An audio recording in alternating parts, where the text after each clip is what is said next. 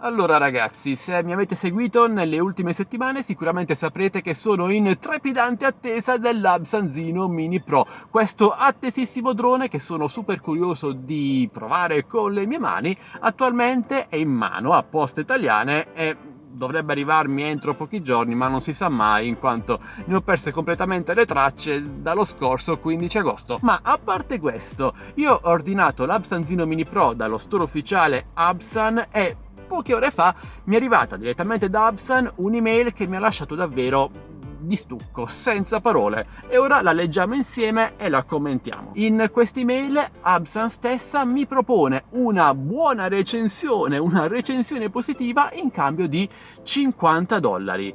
Quindi Absan mi chiede di vendermi per $50. Ora io ho risposto subito ad Absan: recensirò questo drone secondo il mio criterio, quindi elencandone pregi e difetti. Trovo davvero assurdo che Absan abbia proposto, non penso solo a me ma forse a tutti quelli che hanno ordinato dallo store ufficiale, ma correggetemi se sbaglio, fatemi sapere se è arrivata anche a voi questa email, $50 in cambio di una buona recensione. Mettiamo caso che Absan abbia venduto 1 migliaio di droni dal suo store, abbia proposto $50 per ogni utente che l'abbia acquistato da lì, sarebbero $50.000 per recensioni positive. Avrei preferito davvero che Absan avesse investito $50.000 ipotetici per la ricerca e sviluppo di questo drone, per affinarlo al meglio, invece che darli in giro in cambio di recensioni positive.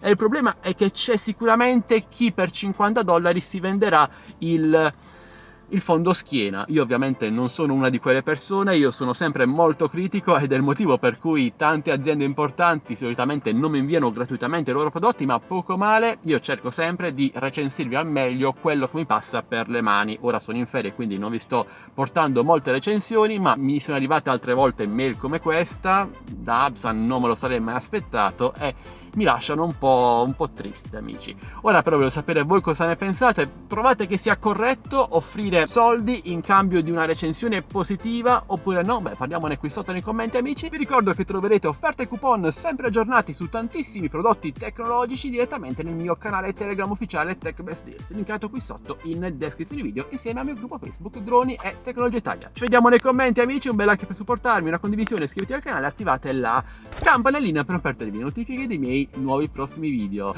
Absan, questa potevi risparmiartela, dai. Vabbè amici, alla prossima, ciao belli.